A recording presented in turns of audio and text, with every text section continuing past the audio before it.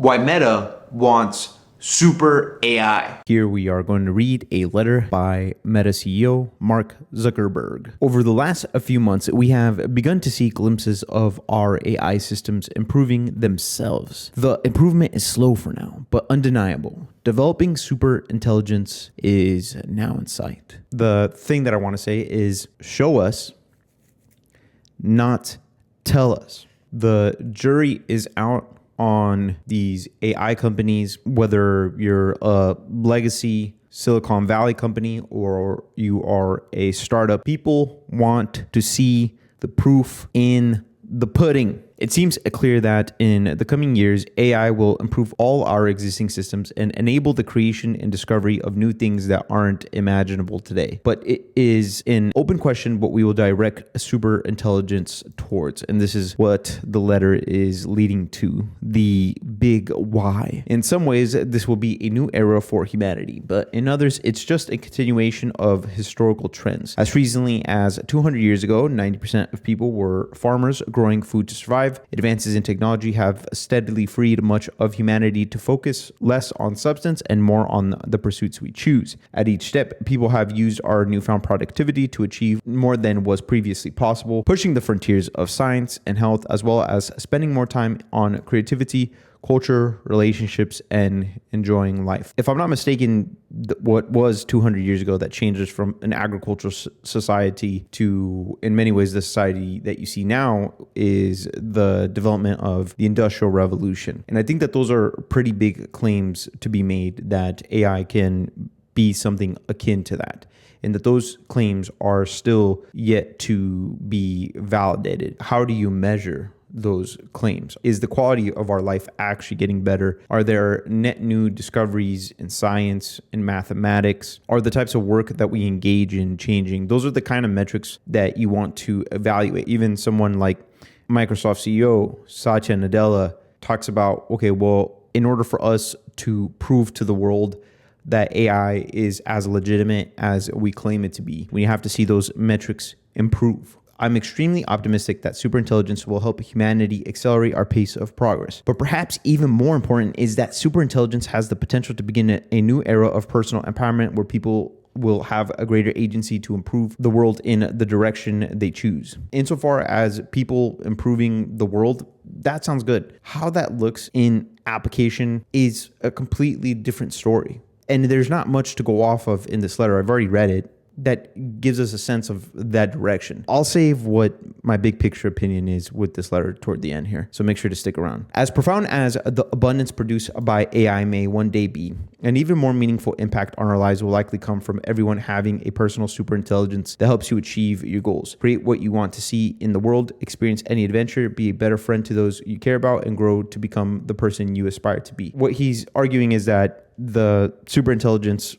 the innovations in superintelligence that Meta is pointing to will enable you as a human being to better exert your will on reality. And he's framing it in this tone of making the world a better place. Meta's vision is to bring the personal superintelligence to everyone. We believe in putting this power in people's hands to direct it towards what they value in their own lives. This is distinct from others in the industry who believe superintelligence should be directed centrally towards automating all valuable work, and then humanity will live on a dole of its output. At Meta, we believe the people pursuing their individual aspirations is how we always made progress, expanding prosperity, science, health, and culture. This will be increasingly important in the future as well. Technically, if you're going to empower the will of people through something like a superintelligence, some of the will that those people want to exert will be in the automation of tasks. Whether you're automating those tasks with narrow intelligence, which is more of the form of intelligence that we interact with now on a day-to-day basis, or you do that later with the development and release and implementation of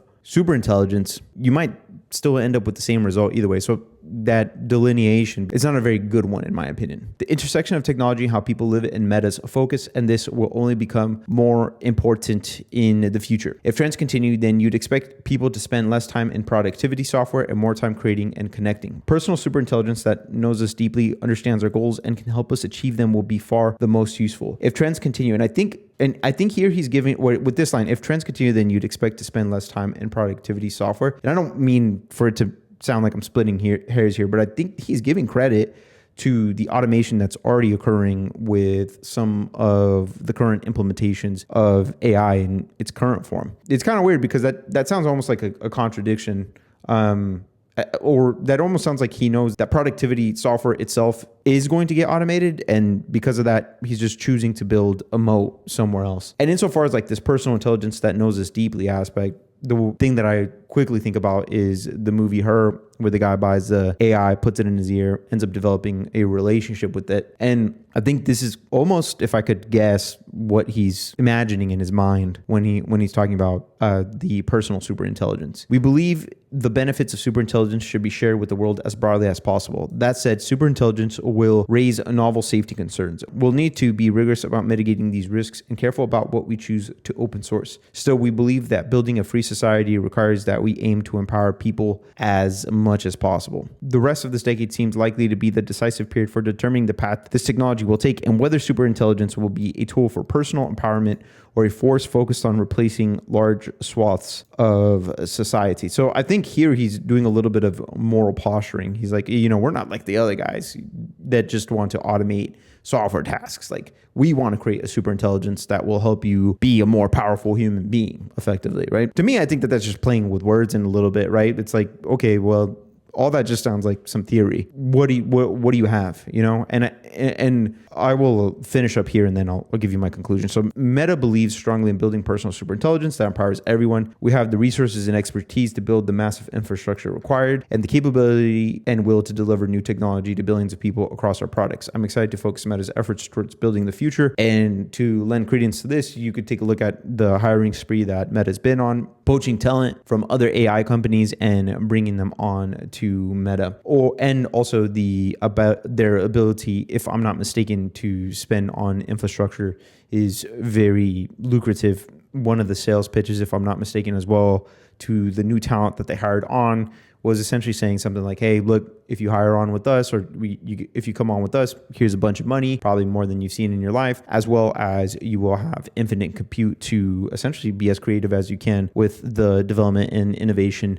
of this technology. Something like that, right? That's very broad. I'm not trying to be exact, but that's my general gist of it. And then he signs off, Mark, July 30, 2025. My conclusion with this is that a lot of the narrative, and I should say the perceived value is of AI is based on what these CEOs are saying of what it could be, what it can do, what it'll do in the next 5 years, who it'll replace in the next 5 years. And I think that is not right because you're betting a bunch of money on a promise effectively. And whether that promise is delivered or not is up to fate. Naturally, what the next thought that comes to my mind is, does that mean that we are in an AI bubble? Because letters like this, they're not really letters for you and me as engineers in a strict sense. They're really to service fans, to encourage shareholders, and to essentially affect how we perceive Meta as a company in this technology race. There's not much more to it than that. It's lip service in a way, right? And I think that the jury is out on AI. People now, more than before, are becoming more critical of the technology. And if you have your wits about you, or even if you're just reasonably suspicious, you may start to see that there's a difference between what they are saying AI can be and what AI actually is today.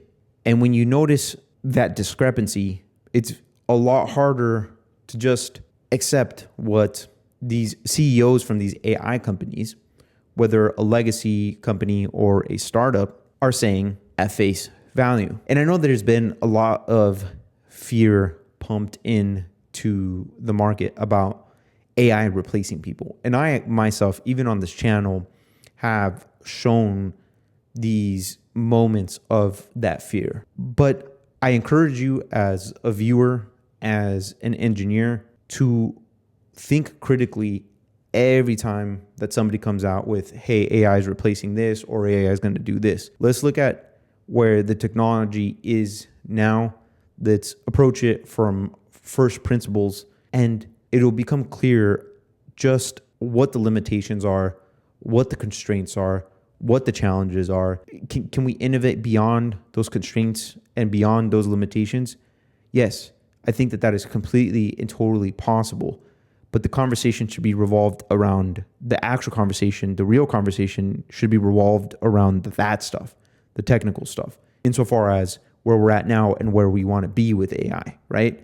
That is not where the common conversation around AI lands. It lands more on these hypotheticals. And that's a dangerous place to be, because I can create a hypothetical about anything. I could create a theory about anything. And I'm just creating imaginary scenarios in my head, but I'm not really talking about the basis of where we're at now.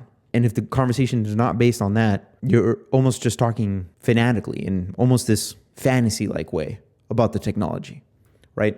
So it's a very ungrounded approach to the tech. I'm not saying that you can't imagine, but I'm also saying that you can't mistake imagination for real technical conversation that presents a problem and talks about a potential solution, or talks about solutions that have been implemented and have failed. That's just me as an engineer speaking. If you are an engineer and you want to break into the tech industry, or you're trying to switch jobs and you're having a very difficult time in today's job market, please make sure to click the link in the description and book a consultation with me. I'll help you get your job hunting strategy sorted out and implement tactics that work for today's market. I had one of my students recently implement the things that I taught him about how to get a job in this market, and he was hired. This is a guy with no computer science degree. This is a guy with no boot camp experience. If, on the other hand, you want to learn this strategy yourself, you're a DIY kind of guy, or you are low on funds, I recommend you watch this video where I teach you the strategies that I just mentioned for free. Thank you so much for watching, and I will see you on the next one. Bye-bye.